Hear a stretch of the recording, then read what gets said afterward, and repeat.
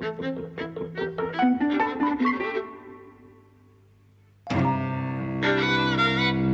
and welcome to Eavesdropping at the Movies. I'm Mike. And I'm Jose. And we're talking about The Day of the Locust, 1975 drama. It's based on Nathaniel West's novel from 1939. Nathaniel West has come up once before on the podcast. He wrote, uncredited I think, on Stranger on the Third Floor, that early noir that we watched. But he's probably best known for this novel. Neither of us have read the novel. We understand it to be in the critique/satire vein of Hollywood. Nathaniel West wrote a lot for Hollywood. And this film is directed by John Schlesinger, and the screenplay is by Waldo Salt. And they worked together, you said... in Midnight Cowboy. On Midnight Cowboy. So the film is about a young, aspiring artist, painter, called Todd, who goes to Hollywood to work on drawings for films, costumes, that sort of thing.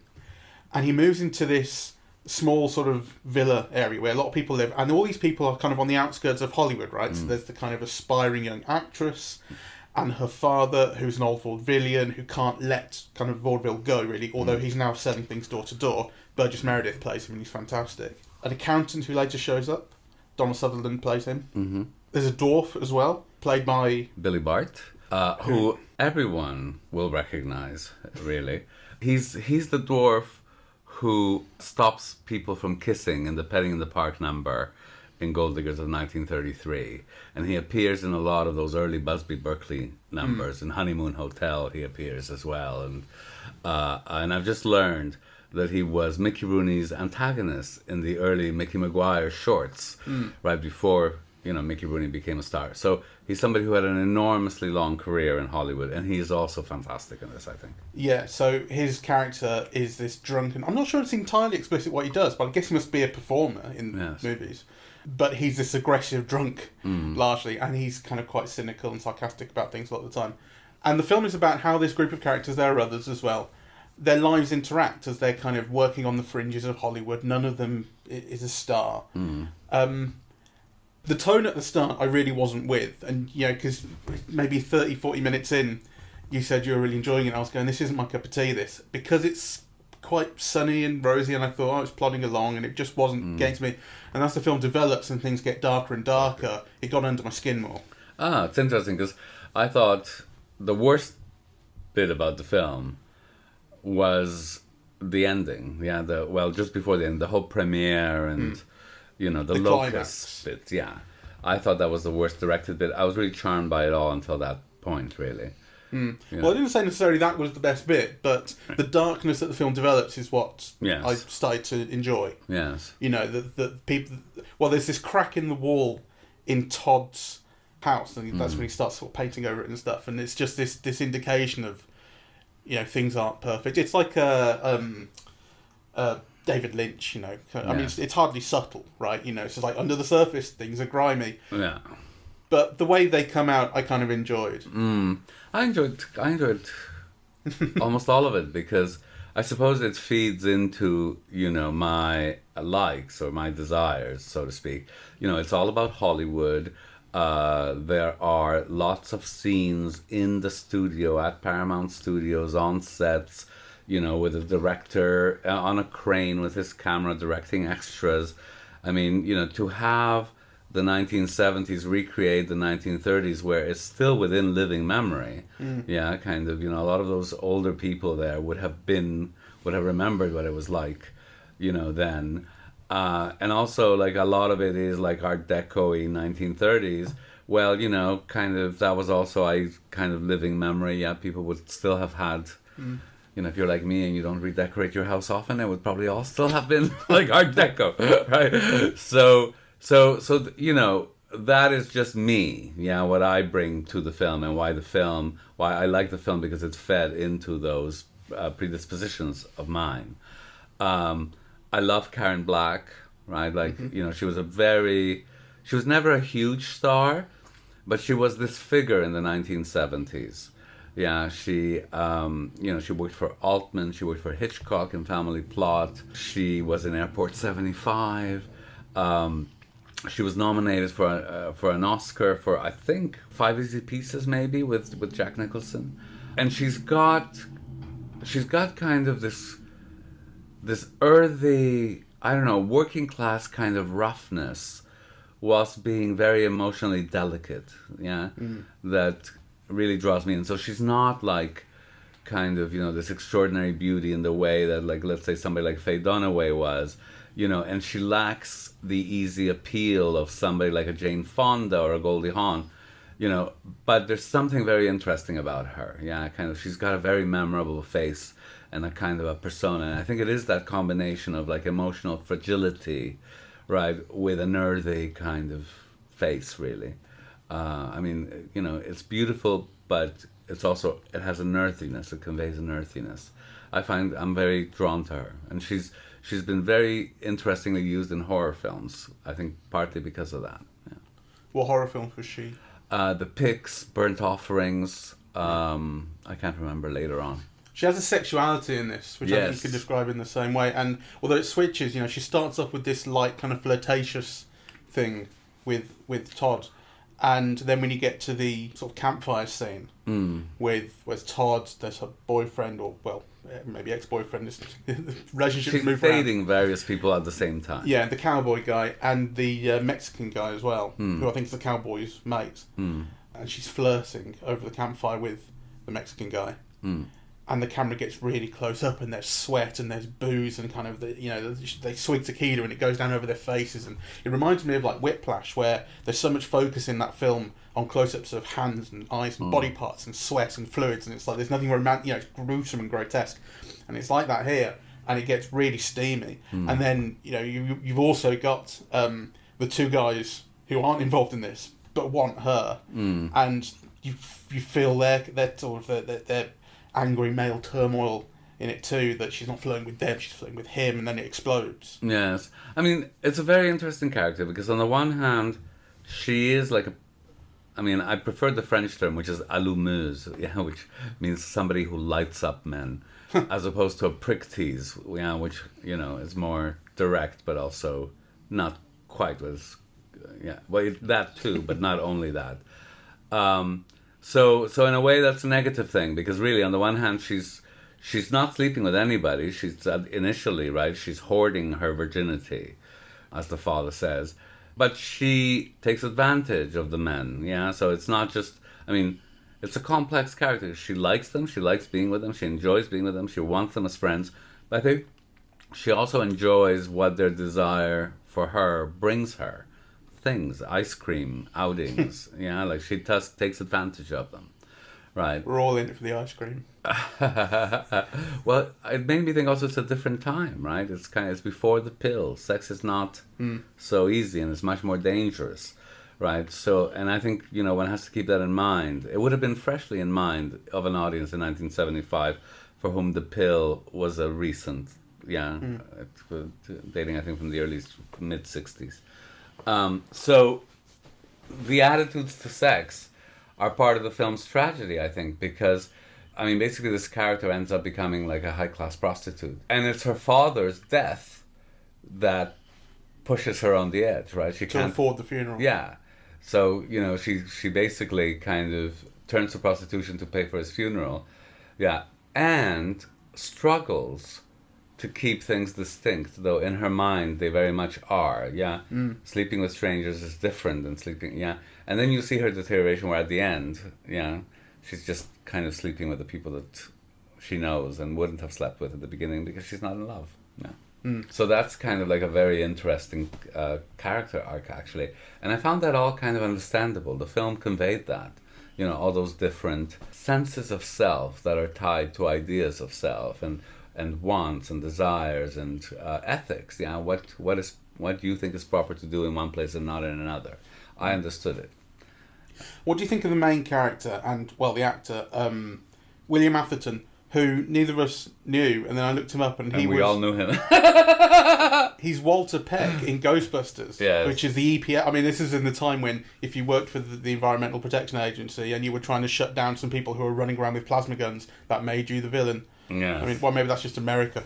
But that's him, right? And he's very recognisable from that. And the moment we found that out, it's so obvious that it's him. I rather liked him, actually. I think you can see why he never became a star. Well, I don't know, actually. Yeah? Yeah, because I think he's so good. Of course, you can tell that this film is directed by a gay man, in my view, because of the way that William Atherton is lit in this film. You know, the light is always, it's dappled, it's always hitting his lip, you know, it's, yeah, like he is kind of made beautiful and eroticized by the lighting, yeah. So I liked him very much. And then, of course, as soon as we ask that question, who is he? Then I think, why didn't he make more of an impression? Because he's the husband in Sugarland Express. He's in Looking for Mr. Goodbar, right? Like, you know, in this period alone, he's in these incredibly big hits, high-profile films. Yeah, so kind of you begin to think, well, why didn't he make it, really? And obviously there are reasons. Though, interestingly, he has continued to work in major films, you know, during the whole career. I mean, I'm looking at some of them. He was in The Pelican Brief and, you know, The Last Samurai and so on and so forth. So, you know, it's kind of, he hasn't disappeared, right? But if he hasn't disappeared and he hasn't made that much of an impression, then maybe that's why he wasn't a star. Yeah, exactly. But he's very good in this. Yeah. The Last Samurai. Well, Winchester rep in The Last Samurai. That says to me 3 lines. Maybe, you know. Somebody works for Winchester. I mean, I don't know. I mean, it's true, for example, that in Looking for Mr. Goodbar, you remember Tom Berenger and you remember Richard Gere, but you don't remember him, right? And of course, the whole film is about Diane Keaton anyway. So, you know, so these might be small roles. But anyway, I think he's lovely in this. Yeah, so do I. Although, I think, again, this is something that improved me as the film went on, because you got under his skin more and you saw this darkness when he tries to rape. Yes. You know, that's when his character for me kind of turns. Yes. I guess, and you see this dark side Yes. to him, or this darkness inside him. So, what do we make of the film as a critique of Hollywood? Is it saying anything different to what we expect of films like this? No, I mean, I think in a way it's banal, right? You know, so it's taking this idea of Hollywood as the American dream, you know, and finding, you know, that underneath it, you know, where the locusts go, there's like carelessness and death and destruction and commodification and, you know, prostitution and crime and blah. And violence. It's very violent, like the cockfight. Yeah. You know, so violent. And then he gets to him, Burgess, not Burgess Mary, the dwarf, sorry, licking the blood off his chicken's beak. And you'll go, ugh, you know. And then at the end, you've got Donald Sutherland you don't see very much of it, stamping the child to death. Yeah. That's incredible. And the crowd, you know, going mad and then kind of tearing him to shreds and all this. Yeah. And it becomes kind of not visually that exciting, or as exciting as it could be. But I think that is what, if there is something that sets it apart from other Hollywood critiques, I guess, that might be it. Because this was, it wasn't a hit, but it was a film with known actors and, you know, known director and so on. And it was Oscar nominated as well. It was a hugely expensive production. Big studio film, got a major release, and it was an enormous flop. Yeah, but I think that's kind of, they're notable about it, that in a film that is, at least on paper, big, you know, it's doing some things that are quite outlandish with violence. I think there's a problem with that, because the violence, I mean, my main critique, for example, of the scenes at the studio where the set falls apart, you know, and potentially kills people, and the scene of the premiere, which is the metaphor for the locusts, right? Is that the violence is not made exciting. So, you know, what you get is the brutality of it, yeah? You know, the Donald Sutherland stomping on a child is like a horrifying thing. But, you know, a film should also, well, maybe not, actually, I'm thinking aloud, you know, but I would expect it to. And I like, you know, to be excited by, you know, sets falling apart. Yeah, there's, you know, to experience a sense of danger and thrill. And the film doesn't manage any of that, actually. The set falls and you go, splat, right? But it's like, it's subjective, but it doesn't make you participate, and it's not suspenseful. And so actually it's very interesting that the horrifying scenes of brutality for me are the one with the chicken and the one with the child. Yeah. Whereas, that whole scene at the premiere should have been a set piece of, which could have contained that as a center. Yeah, but actually all of those scenes of the crowd going wild, to me, they're very flat. Yeah, you do kind of get these like top-down shots where you see these hundreds of extras, but what they're doing in those shots is just like running in one direction. They're not, whereas if you compare like in Batman Returns, you get similar things of like these scenes where violence and chaos explodes in like the town square, but there's always something happening in each bit of the screen or each shot that you move to over here, and someone's having some particular fight. You go over here and someone's set something on fire. You kind of want like more specificity to what the crowd is doing in this scene. Yeah, you're invested in it. I mean, even in a film, like is it October, where there's the scene with the child, the baby carriage going down the stairs. Yeah, the way that Eisenstein points you to the mother with the carriage, the crowd, you're invested in it, even if it's only momentarily, right? Because you never see those characters again, But in this, there is nothing to invest you in the progression or the development of that chaos, right? The film basically goes from Homer to the William Atherton character. Todd. Yeah, Todd trying to save Homer.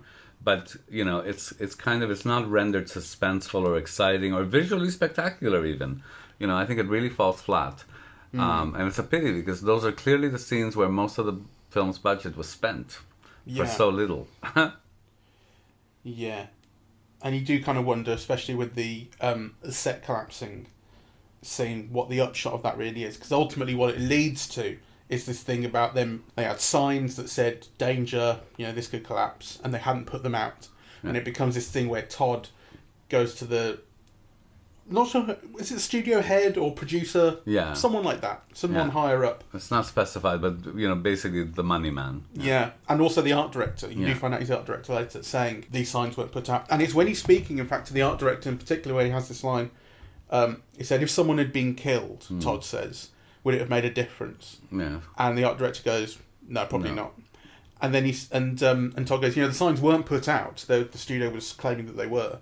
And the art director goes, if they had been, would it have made a difference? So which I thought was kind of, on its own, sort of nice, basically saying, if someone had died, we don't care, doesn't matter to us, and we also don't care whether the signs are out or not. We'll do what we want. Well, we'll do what gets us the insurance money. Yeah, because it's all about getting the insurance to pay for it. Oh, sure, but I think in terms of, well, I was thinking of that struck me in terms of... the moral... Yeah. No, I get that as well. Aspect. Yeah. Yeah. So basically what has happened is the film has spent a lot of money on this set piece and a lot of time to make this one fairly banal thing of Hollywood will do whatever makes it money, regardless of moral or ethical. And foregone the opportunity of doing something visually dazzling with that set collapsing. Yeah, exactly. Right? Because even at that point when you see those signs... I expected things to blow up, right? Because I thought there was bombs under there. Yeah, I thought there was dynamite or something because, you see the signs, danger, and then you see people smoking, right? And so you were expecting something to blow up. So actually when it collapses, and, when the whole thing is made to be about the sign, that's not very well narrated either, So I think, especially, but I mean, the thing for me is it's just this huge, tremendous sense of waste to that. Yeah. That there's all this time and expenses have gone into making this fairly banal point you could have made in a different way, and if you actually wanting to make the point anyway, like I say, it's banal. We kind of know this. This isn't like an outstandingly sort of original point to be bringing up that Hollywood will do what it wants and fuck the morals. Yeah, and particularly at this time, after you've lived through the Trump era, that people aren't straight arrow Bible thumpers from the Midwest. I mean, really. So this idea of America being like, show business in both church and consumer culture, well, quelle surprise. So, I think what I love most about the film is the lighting, which is gorgeous. Conrad Hall. Yeah, it's just beautiful. Like at the beginning, you get like really, it is dappled lighting. It makes all of Hollywood look, beautiful and glamorous and sunlit, you know, and then of course it gets darker and darker and darker as it progresses. So the lighting is beautiful. I love the performances. You know, I love Karen Black and Billy Barton and Donald Sutherland, who, when he appears and says his name is Homer Simpson, you go, what? Yeah. And I looked it up because I always understood Homer Simpson from The Simpsons to be named after Matt Groening's dad. Matt Groening, the creator. And then I saw something that said, well, he talks about that a lot, but he had claimed once or twice in the 90s that he was named directly after this character. Oh, really? So I'm not sure either of those explanations is canon, but there seems to be some backup that Homer Simpson from this novel and this film. Well, you know, it makes a bit of sense, right? Because this Homer Simpson is dumb, well-meaning, always getting a bit of information and going in the wrong direction with it, right? Yeah. So actually there's a certain relationship. There's a certain relationship. And Donald Sutherland, I think, is really quite marvelous. I was thinking, why did he take the part? Because actually it's quite a minor part, and he is the top-billed star. You know, he was the biggest star of the ones that we see. So it's kind of an unusual part to have chosen to take, though it's a very good part. And Burgess Meredith, I think it's a performance for the ages. You know, there's that moment where he comes down the San Bernardino apartments and he begins to tap dance, and you just like light up with joy at, you know, kind of seeing that, really. He was Oscar nominated for it. Yeah, it's wonderful. So those interrelations and the distinction between people's aspirations and wants and what they end up being kind of cornered to do is really, you know, that conflict is what I found most interesting and touching about the film. There is something that this film made me realise that I think is missing, or just something that I don't like about films that are Hollywood critical, satires and taken apart and all that, which is that the cynicism in them never allows for any explanation of why you would want to be in Hollywood and what the joys might be. You know, all these people in Hollywood making this movie have done it for a reason, right? They must want to be there. They must think that there's something, you know, unless they are literally all doing it because it's the only way they have to make money, right? They're doing it because they think there's something valuable in telling these stories and doing it in this way. And the most you ever get in stories that are critical and cynical of Hollywood is at the start. It's people come in with you know, kind of wide eyes and big ideas, and then they're broken by the system. But you know, that always feels a bit, maybe banal's the right word for that as well, or you know, too flat or too uncomplicated.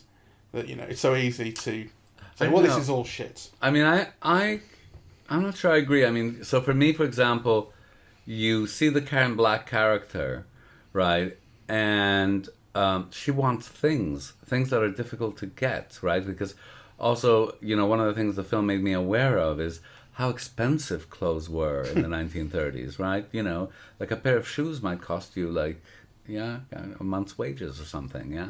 So her desire for those things, right? And her delight in seeing herself on screen, you know, and the attempt to kind of steal the picture where she only has one line, right?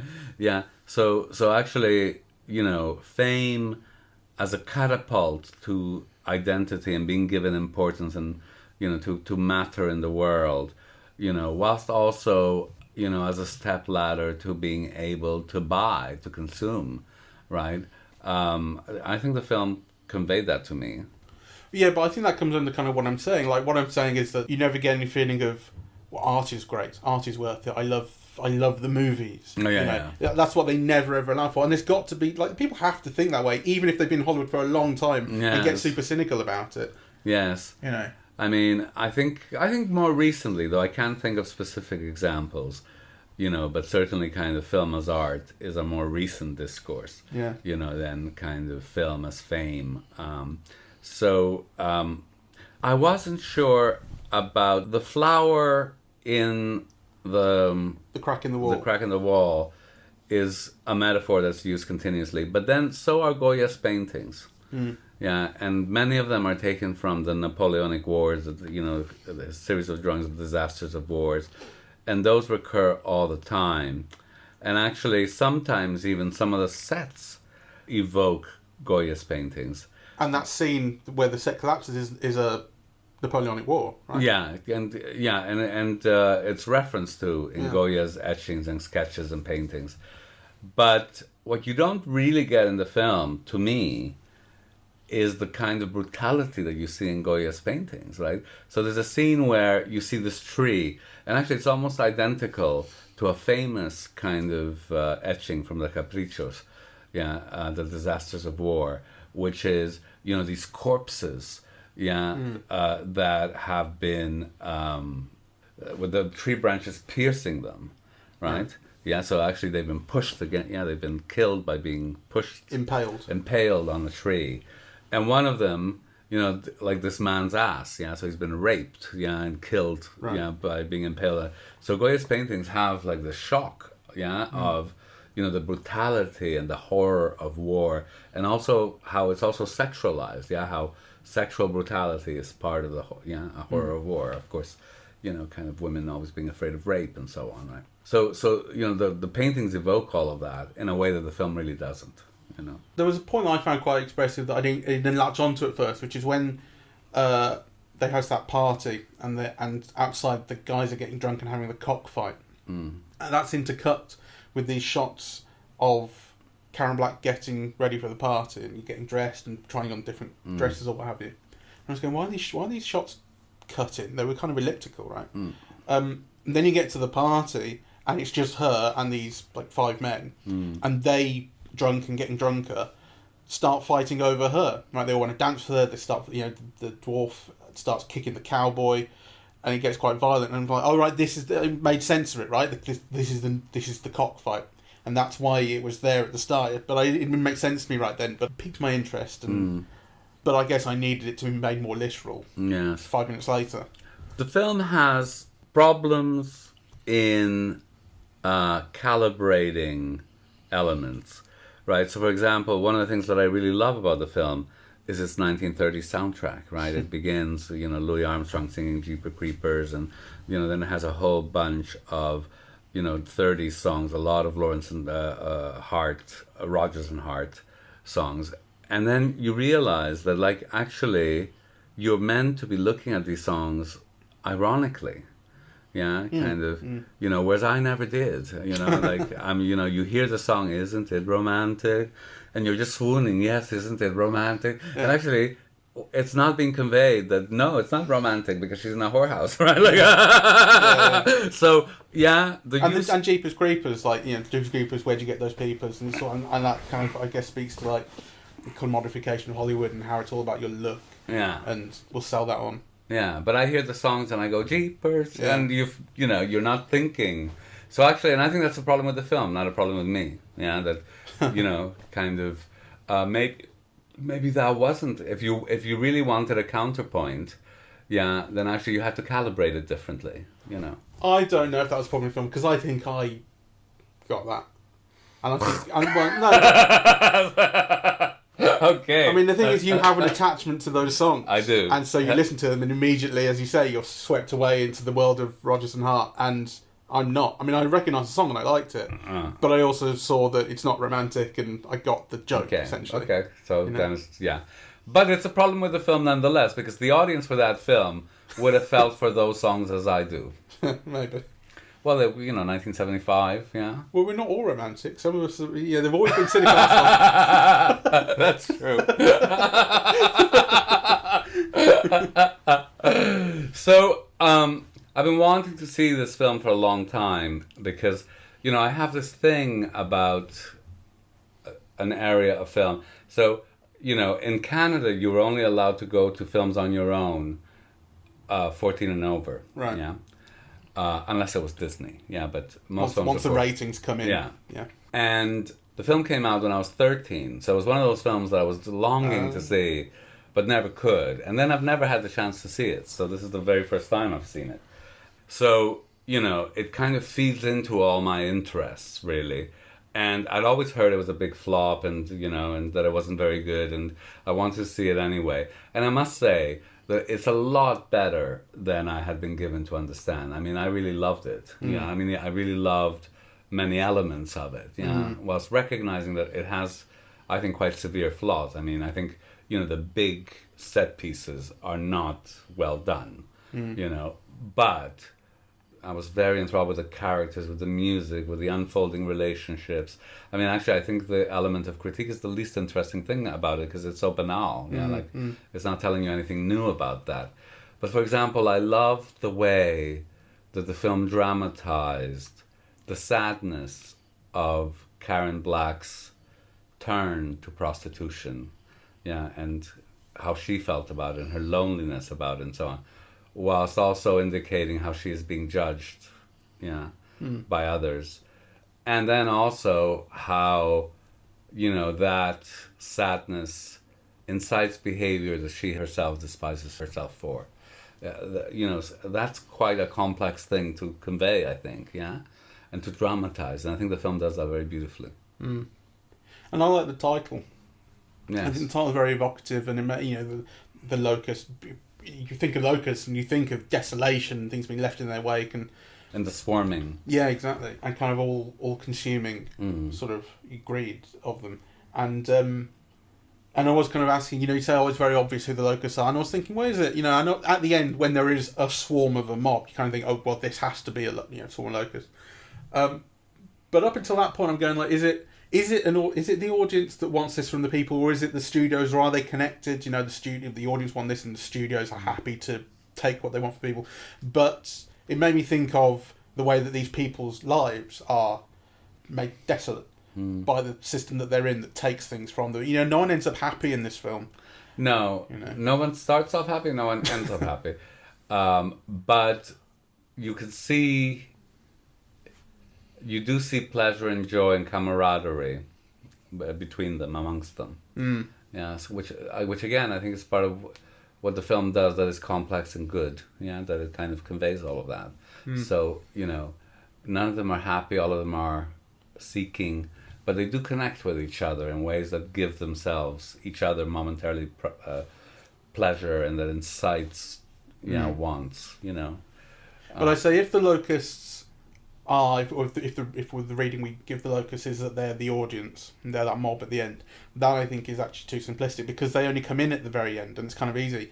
The idea that it's the system is, I think, a more sensible, a richer reading of that. Yeah, metaphor. I mean, I think you're meant to think that it's America itself, right? So that's why you have the sequences with Geraldine Page playing the big sister, church revival leader, and also why you have the newspaper headlines with Roosevelt and, and of course at this point, Hollywood was mass media, right? Like, I mean, there was radio, and there were 3 news magazines, right? So, kind of, Hollywood was kind of had an importance then that it doesn't have anymore.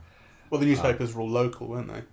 Yeah, well, I think, the U.S. only had local newspapers. I mean, I suppose if you were wealthy, you could subscribe to the New York Times. I mean, well, it's because you couldn't. The places were too far apart. You couldn't have a national press the way you can here. In the 80s, for example, the big news agents would always carry, the New York Times and so on. Part of a Sunday routine would be to get the New York Times along with your daily, Montreal papers or whatever. But, at this time, I think that would have been unlikely. So to use, metaphor, Hollywood as a metaphor for mass culture, I think makes sense. And you also have kind of radio in the sense that, the premiere, you have the radio announcer live, from there. But it's, I mean, as a critique of America, I just think it's weak, right?